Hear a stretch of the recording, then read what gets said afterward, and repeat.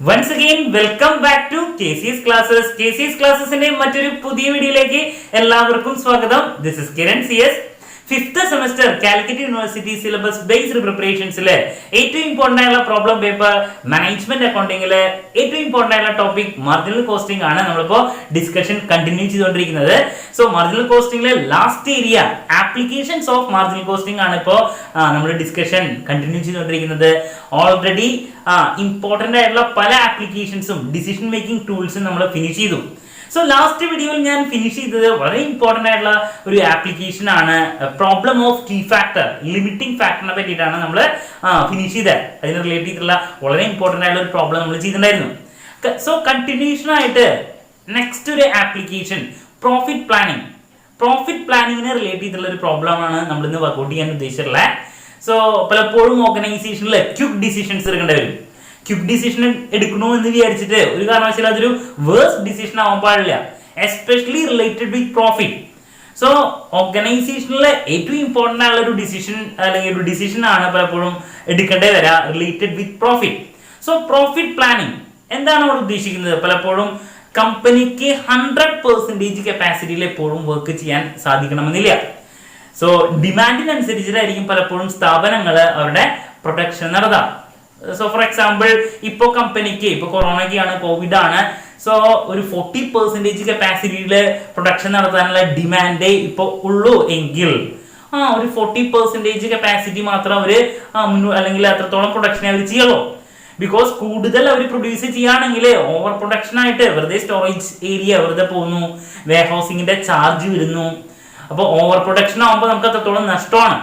So എന്ന് വെച്ച് ഫ്യൂച്ചറില് അല്ല ഇപ്പോഴത്തെ ഇക്കോണമിയുടെ ട്രെൻഡ് അനുസരിച്ചിട്ട് പലപ്പോഴും അവർ പ്രിഡിക്റ്റ് ചെയ്യും. ഇനി കൂടുതൽ ഡിമാൻഡ് കിട്ടുകയാണെങ്കിൽ ഒരു 60%, 70%, 80% കപ്പാസിറ്റിയിലൊക്കെ വർക്ക് ചെയ്യാൻ സാധിക്കുമെങ്കിൽ എത്രത്തോളം പ്രോഫിറ്റ് ഇനി ഫ്യൂച്ചറിൽ കിട്ടാം. ഇപ്പൊ നമുക്ക് 40% കപ്പാസിറ്റിയിലാണ് പ്രൊഡക്ഷൻ നടത്തുന്നത്. സോ അപ്പോഴുള്ള പ്രോഫിറ്റ് എന്ന് പറയുന്നത് ഒരു 15,000 രൂപയാണ്. എങ്കിൽ ഒരു 70% കപ്പാസിറ്റിയിലെ പ്രൊഡക്ഷൻ കിട്ടാണെങ്കിൽ എത്രത്തോളം പ്രോഫിറ്റ് നമുക്ക് ലഭിക്കാനുള്ള സാധ്യതയുണ്ട്. ഇതിനെയാണ് സിംപ്ലി പ്രോഫിറ്റ് പ്ലാനിങ് എന്ന് പറയാം. സോ പലപ്പോഴും മാനേജേഴ്സ് ഇതിനെ റിലേറ്റ് ചെയ്തിട്ടുള്ള ഒരു കറക്റ്റ് അനാലിസിസിന് ശേഷം ടോപ്പ് ലെവൽ എക്സിക്യൂട്ടീവ്സിനെ കൺവേ ചെയ്യണം. എന്നാൽ മാത്രമേ അവർക്ക് കറക്റ്റ് ആയിട്ടുള്ള പോളിസീസ്, സ്ട്രാറ്റജിക് ഡിസിഷൻസും ഒക്കെ എടുക്കാൻ സാധിക്കും. സോ അതിനെ റിലേറ്റ് ചെയ്തുള്ള ഒരു പ്രോബ്ലം ആണ് നമ്മൾ ഇന്ന് വർക്ക്ഔട്ട് ചെയ്യാൻ പോകുന്നത്. സോ നമുക്ക് പ്രോബ്ലത്തിലോട്ട് പോവാം, വളരെ ശ്രദ്ധിച്ച് മനസ്സിലാക്കാം. സോ ഇതാണ് problem. A Limited is currently working at 50% capacity. Working at 50% capacity. അപ്പോൾ A Limited 50% കപ്പാസിറ്റിയിലാണ് ഇപ്പോൾ പ്രൊഡക്ഷൻ നടത്തിക്കൊണ്ടിരിക്കുന്നത്. And produces 10,000 units. അപ്പോൾ 50% കപ്പാസിറ്റിയിലെ പ്രൊഡക്ഷൻ നടത്തുമ്പോൾ 10,000 യൂണിറ്റ് ആണ് അവർക്ക് പ്രൊഡക്ഷൻ നടത്താൻ സാധിക്കുന്നത്. At 60% working raw material cost increases by 2%. അപ്പോൾ അവര് ഈ 50 എന്നുള്ള 60 ആയിട്ട് കൂടാണെങ്കിൽ, കൂടുതൽ ഡിമാൻഡ് വരാണെങ്കിൽ അവിടെ റോ മെറ്റീരിയൽ കോസ്റ്റ് 2% കൂടും.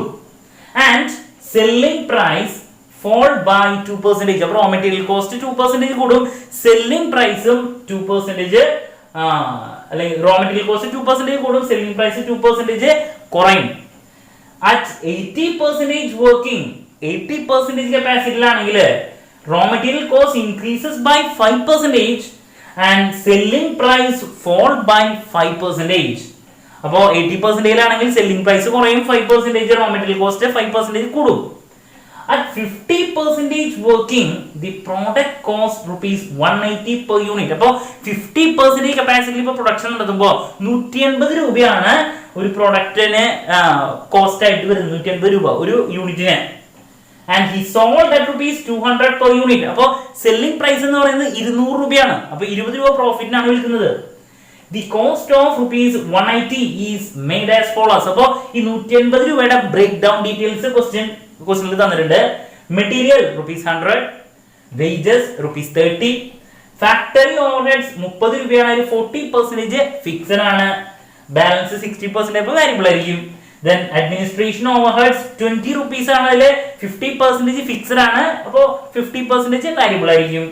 Prepare marginal cost statement showing the estimated profit of the business when it is operated at 60% and 80% capacity. ഇപ്പൊ എന്താ പറയണ 50% കപ്പാസിറ്റിയിൽ ഒരു കമ്പനി പ്രൊഡക്ഷൻ നടത്തുമ്പോൾ ഉള്ള ഡീറ്റെയിൽസ് പറഞ്ഞിരിക്കണം. ഇനി 60% കപ്പാസിറ്റിയിൽ ഈ കമ്പനി പ്രൊഡക്ഷൻ നടത്തുകയാണെങ്കിൽ എത്രയായിരിക്കും പ്രോഫിറ്റ്, 80% പ്രൊഡക്ഷൻ നടത്തുകയാണെങ്കിൽ എത്രയായിരിക്കും പ്രോഫിറ്റ്. ഇതാണ് നമ്മൾ വർക്ക്ഔട്ട് ചെയ്തിട്ട് കണ്ടുപിടിക്കേണ്ടത്. അങ്ങനെ ചേഞ്ചസ് വരുമ്പോഴുള്ള മാറ്റങ്ങൾ മെറ്റീരിയലിലും സെല്ലിംഗ് പ്രൈസിൽ എത്രത്തോളം ചേഞ്ചസ് വരുന്നുള്ളത് ക്വസ്റ്റ്യനിൽ പറഞ്ഞിരിക്കുന്നു. ഓക്കെ, സോ നമ്മൾ ആദ്യം എന്ത് ചെയ്യണം, തന്ന കപ്പാസിറ്റി 50% ആണ് എങ്കിൽ 50% കപ്പാസിറ്റിയിലത്തെ പ്രോഫിറ്റ് എത്രയാണെന്ന് നമ്മൾ ആദ്യം ഫൈൻഡ് ഔട്ട് ചെയ്യണം.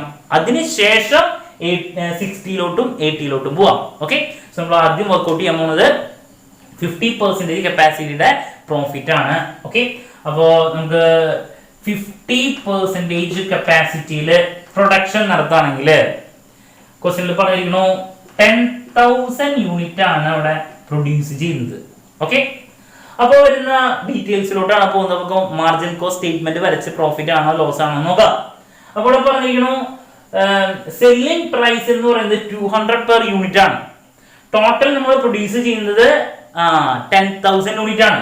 സോ സെയിൽസിൽ നിന്ന് മാർജിനൽ കോസ്റ്റ് അല്ലെങ്കിൽ വാരിയബിൾ കോസ്റ്റ് കുറയ്ക്കുമ്പോൾ കോൺട്രിബ്യൂഷൻ കിട്ടും. കോൺട്രിബ്യൂഷൻ മൈനസ് ഫിക്സഡ് കോസ്റ്റ് ആണ് പ്രോഫിറ്റ്. അപ്പൊ ഇതാണ് നമ്മുടെ സ്റ്റെപ്പ്. അപ്പൊ നമുക്ക് ആദ്യം എഴുതാം സെയിൽസ് 10,000 യൂണിറ്റ് ആണ്. ഒരു യൂണിറ്റിന് 200 റുപ്പീസ് ആണ്. അപ്പൊ എത്ര വരും, 2 lakh rupees അല്ലേ, 20 lakh rupees. So 10,000 into 200 is equal to 20 lakh rupees. Okay, അപ്പൊ 10,000 into 200 20 lakh rupees ആണ് സെയിൽസ് വരുന്നത്. ഇനി സെയിൽസ് മൈനസ് മാർജിനൽ കോസ്റ്റ് അല്ലെങ്കിൽ വാരിയബിൾ കോസ്റ്റ് ആണ് നെക്സ്റ്റ് സബ്ട്രാക്ട് ചെയ്യാതെ. It includes material, wages and variable overheads. So material first direct material എന്ന് പറയുമ്പോൾ 100 rupees ആണ് പറയുന്നത്.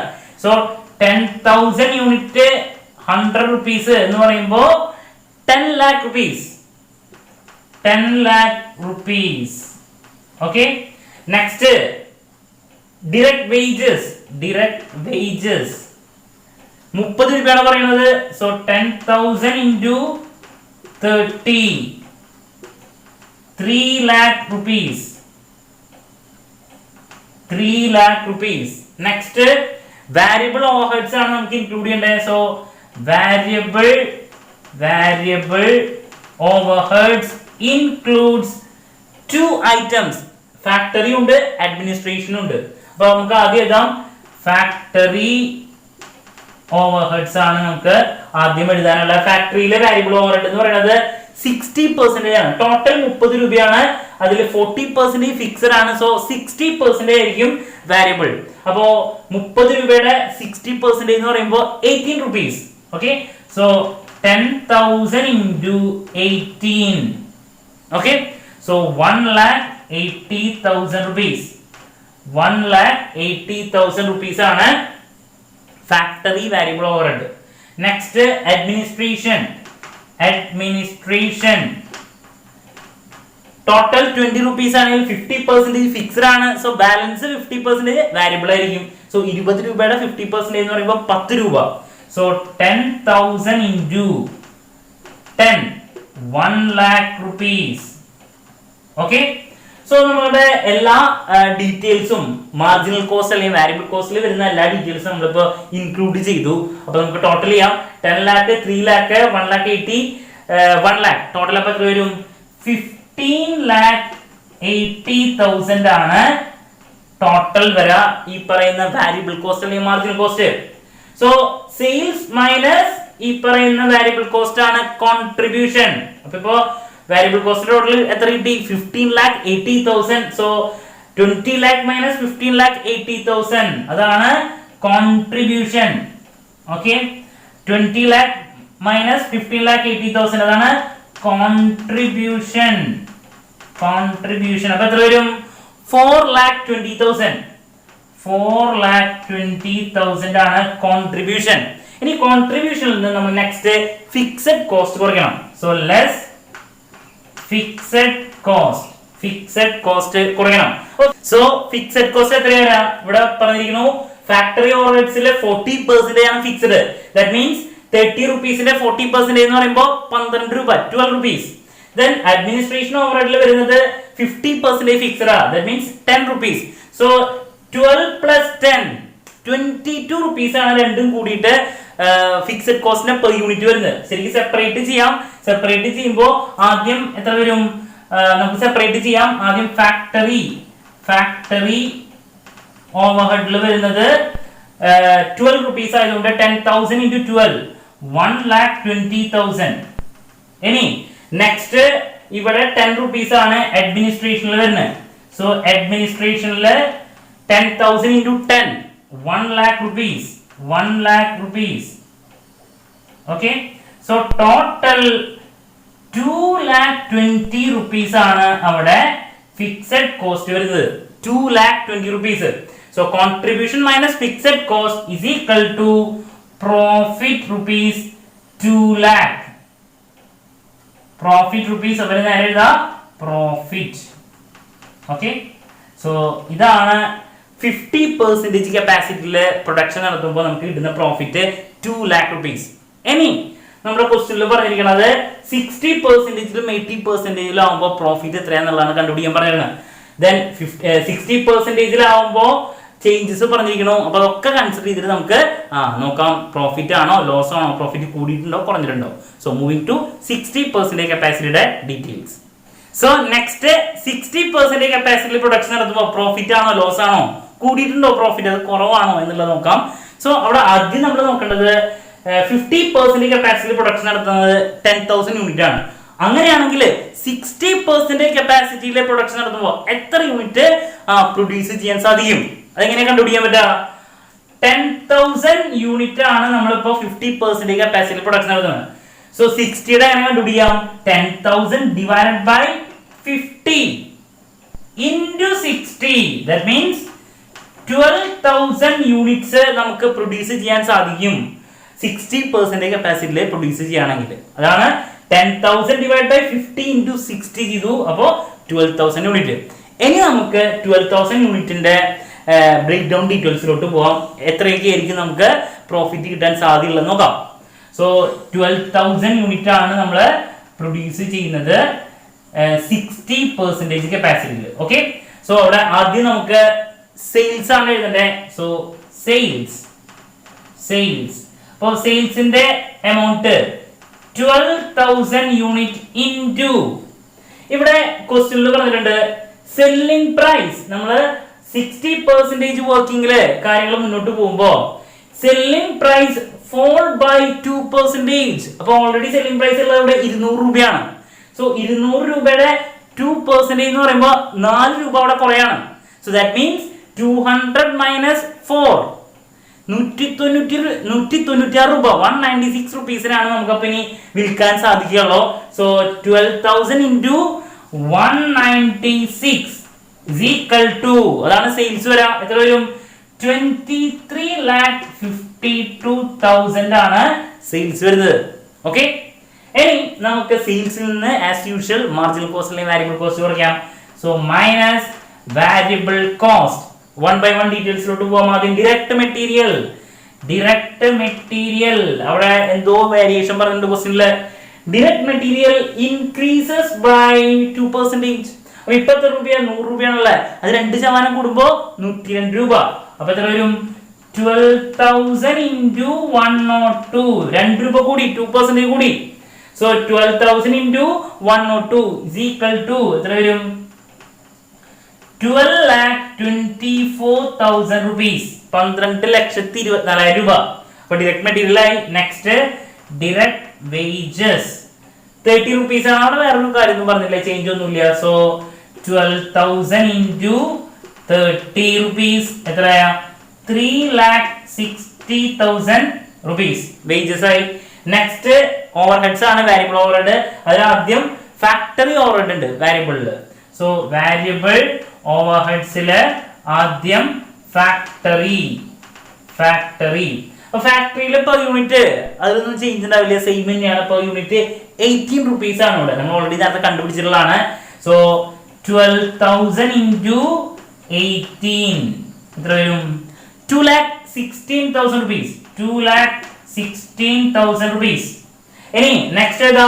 Administration overhead. അഡ്മിനിസ്ട്രേഷൻ ഓവർഹെഡ് 10 രൂപയാണ് variable. So 12,000 into 10 is equal to 1,20,000 rupees. അപ്പൊ ഇത്രയാണ് വാരിയബിൾ കോസ്റ്റ് ഡീറ്റെയിൽസിലോട്ട് വരുന്നത്. അപ്പൊ എല്ലാം കൂടിയിട്ട് ടോട്ടൽ ചെയ്യുമ്പോൾ 12 എത്ര വരും? 19,20,000 rupees. 19,20,000 രൂപ. അപ്പൊ സെയിൽസ് 23,52,000 ആണ്. അതിന് 19,20,000 സബ്ട്രാക്ട് ചെയ്യുമ്പോൾ കിട്ടുന്നതാണ് കോൺട്രിബ്യൂഷൻ. കോൺട്രിബ്യൂഷൻ. അപ്പൊ കോൺട്രിബ്യൂഷൻ എത്ര വരും? Balance 4,32,000 rupees. 4,32,000 rupees ആണ് കോൺട്രിബ്യൂഷൻ വരാം. ഇനി ഫിക്സഡ് കോസ്റ്റ് നമ്മൾ നേരത്തെ വർക്ക്ഔട്ട് ചെയ്ത് വെച്ചിട്ടുണ്ട്. എത്രയാണ്? 2,20,000. അതിന് മാറ്റമില്ല. എന്താ കാരണം? ഫിക്സഡ് കോസ്റ്റിന്റെ ടോട്ടൽ എപ്പോഴും സെയിം ആയിരിക്കും. ഓക്കെ, അപ്പൊ less fixed cost, less fixed cost 2,20,000. 2,20,000 rupees. അപ്പൊ ബാലൻസ് എത്ര വരും? മൈനസ് ചെയ്യുമ്പോ 2,12,000 rupees. ഇതാണ് പ്രോഫിറ്റ്. ഓക്കെ, സോ 60% കപ്പാസിറ്റിയിൽ പ്രൊഡ്യൂസ് ചെയ്യുന്ന സമയത്ത് പ്രോഫിറ്റ് നേരത്തെ 50%-ല് പ്രോഫിറ്റ് 2 lakh ആയിരുന്നു. 60 ഇപ്പൊ 2,12,000 ആയിട്ട് കൂടി. ഇതാണ് നമുക്ക് ടോപ്പ് ലെവൽ എക്സിക്യൂട്ടീവ്സിനെ കൺവേ ചെയ്യാൻ പറ്റുന്നത്. അപ്പോൾ നല്ല സൈനാണ്. കൂടുതൽ കാര്യങ്ങൾ വരുമ്പോൾ പ്രോഫിറ്റ് കൂടിയിട്ടുണ്ട്. ഓക്കെ, അപ്പൊ ഇനി ഇവിടെ ഒരു കാര്യം കൂടി നമുക്ക് പ്രിഡിക്റ്റ് ചെയ്യാണ്ട്, എസ്റ്റിമേറ്റ് ചെയ്യാണ്ട്. അതെന്താണ്? 80% കപ്പാസിറ്റി പ്രൊഡ്യൂസ് ചെയ്യുമ്പോൾ എത്രത്തോളം പ്രോഫിറ്റ് വരുന്നുണ്ട്, ഇനി കൂടുന്നുണ്ടോ കുറവുണ്ടോ, അതാണ് നമുക്ക് നെക്സ്റ്റ് കാണാനുള്ളത്. സോ നെക്സ്റ്റ് 80%-ന്റെ ഡീറ്റെയിൽസിലോട്ട് പോവാം. സോ ഫൈനലി 80% കപ്പാസിറ്റിയിൽ പ്രൊഡക്ഷൻ നടത്തുമ്പോൾ പ്രോഫിറ്റ് ആണോ ലോസ് ആണോ, പ്രോഫിറ്റ് കൂടിയുണ്ടോ കുറവാണോ എന്നുള്ളത് നോക്കാം. സോ നമുക്ക് ആദ്യം അറിയേണ്ടത് എന്താണ്? 80% കപ്പാസിറ്റി പ്രൊഡക്ഷൻ നടത്തുമ്പോൾ എത്ര യൂണിറ്റ് ആണ് നമുക്ക് പ്രൊഡക്ഷൻ നടത്താൻ സാധിക്കുക? അതെങ്ങനെ കണ്ടുപിടിക്കാൻ? നേരത്തെ പറഞ്ഞ പോലെ തന്നെ 10,000 യൂണിറ്റ് എന്ന് പറയുന്നത് 50%-ന്റെ ആണ്. അപ്പൊ 10,000 ഡിവൈഡ് ബൈ 50 ഇൻറ്റു നമുക്ക് വേണ്ട എത്രയാണ്? 80% കപ്പാസിറ്റി പ്രൊഡക്ഷൻ നടത്തുമ്പോൾ into 80 is equal to 16,000 units ആണ് അവിടെ പ്രൊഡ്യൂസ് ചെയ്യാൻ സാധിക്കുക. അപ്പൊ 16,000 യൂണിറ്റ് പ്രൊഡ്യൂസ് ചെയ്യുമ്പോൾ എത്രത്തോളം നമുക്ക് പ്രോഫിറ്റ് ഉണ്ട്? ഇനി 16,000 യൂണിറ്റ് പ്രൊഡ്യൂസ് ചെയ്യുമ്പോൾ രണ്ട് കാര്യങ്ങൾ ശ്രദ്ധിക്കണം. സെല്ലിംഗ് പ്രൈസ് അവിടെ 5% ഫോൾ അല്ലെ, കുറയുന്നുണ്ട്.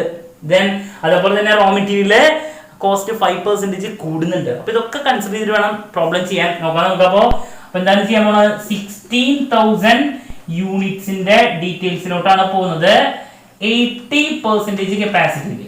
ഓക്കെ, അപ്പൊ നമുക്ക് ആദ്യം എഴുതാം സെയിൽസ്. സെയിൽസ് അപ്പോ സെയിൽസിന്റെ എമൗണ്ട് എഴുതുമ്പോ എന്താ ശ്രദ്ധിക്കാൻ പറഞ്ഞിട്ടുള്ളത്? 5% അവിടെ കുറയുന്നുണ്ട്. ഓൾറെഡി 200 rupees ആണ്. അപ്പൊ 200-ന്റെ 5% എന്ന് പറയുമ്പോൾ 10 രൂപ. സോ 200 മൈനസ് 10 190 രൂപയാണ് അപ്പൊ സെല്ലിംഗ് പ്രൈസ്.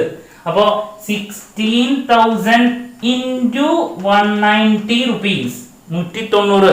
200-ൽ നിന്ന് 5% കുറഞ്ഞിട്ടുണ്ട്. അപ്പൊ 10 രൂപയാണ് 200-ന്റെ 5% എന്ന് പറയുമ്പോൾ. സോ അങ്ങനെയാണ് 190 വന്നത്. 200 minus 10 190 rupees. Okay, so 16,000 into 190 എത്ര വരും? 30,40,000 rupees. 30,40,000 രൂപ. ഇനി അതിൽ നമ്മൾ as usual variable cost subtract ചെയ്യണം. It includes number 1 direct material. Direct material, direct മെറ്റീരിയലിന് 5% ഇൻക്രീസ് ആണ് റോ മെറ്റീരിയൽ കോസ്റ്റ് പറഞ്ഞിട്ടുണ്ട്. സോ 100 രൂപയാണുള്ളത്. ഇപ്പൊ എത്രയായിട്ട് മാറും? 105 ആവും. അപ്പോ 16,000 യൂണിറ്റ്സ് ഇൻറ്റു 105. അപ്പൊ എത്ര വരാം? 16,80,000 rupees. 16,80,000. Next direct wages. 16,000 into വില മാറ്റുണ്ടോ? 30 തന്നെ 30 rupees. അപ്പോ 4,80,000 rupees. 4,80,000 rupees. നെക്സ്റ്റ് വാരിയബിൾ ഓവർഹെഡിലെ ഫാക്ടറി ആണ് എഴുതുക. അപ്പോ വാരിയബിൾ ഓവർഹെഡ്സ് അതിലെ ഫാക്ടറി ഫാക്ടറി ചേഞ്ച് ഒന്നുമില്ല, 18 rupees ആണ്. സോ 16,000 into 18 എത്ര വരും? 2,88,000 rupees, 2,88,000 രൂപ. നെക്സ്റ്റ് അഡ്മിനിസ്ട്രേഷൻ overheads 16,000 into 10 രൂപയാണ് വാരിയബിള്. So 10, that means 1,60,000 rupees. So total എത്ര വരും? 16,80,000, 4,80,000, 2,88,000, 1,60,000. ടോട്ടൽ 26,08,000 rupees, 26,08,000 രൂപ. അപ്പോ ഇനി സെയിൽസിൽ നിന്ന് വാരിയബിൾ കോസ്റ്റ് കുറയ്ക്കാം. അപ്പൊ നമുക്ക് എന്ത് കിട്ടും?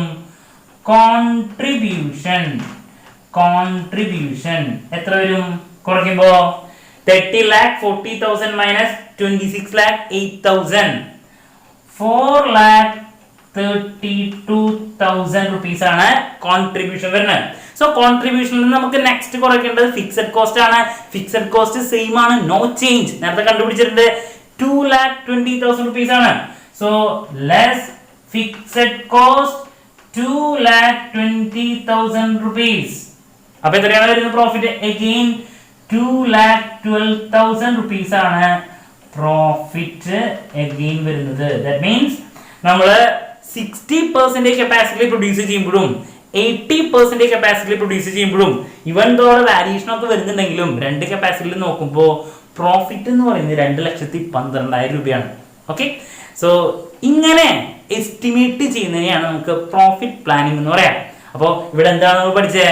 ക്വസ്റ്റ്യൻ എങ്ങനെയാണ് വരാ എക്സാമിന്? എസ് ആയിട്ട് 50 ഒരു പെർട്ടിക്കുലർ കപ്പാസിറ്റിയുടെ ഡീറ്റെയിൽസ് തരും, അതിന്റെ ബ്രേക്ക് ഡൗൺ കോസ്റ്റ് തരും. അപ്പൊ അതിന്റെ പ്രോഫിറ്റ് നമ്മൾ ആദ്യം നേരത്തെ കണ്ടുപിടിച്ച പോലെ കണ്ടുപിടിക്കണം, മാർജിനൽ കോസ്റ്റ് സ്റ്റേറ്റ്മെന്റ് വരച്ചിട്ട്. അതിനുശേഷം ഈ പറയുന്ന എസ്റ്റിമേഷൻ ആണ് അവിടെ.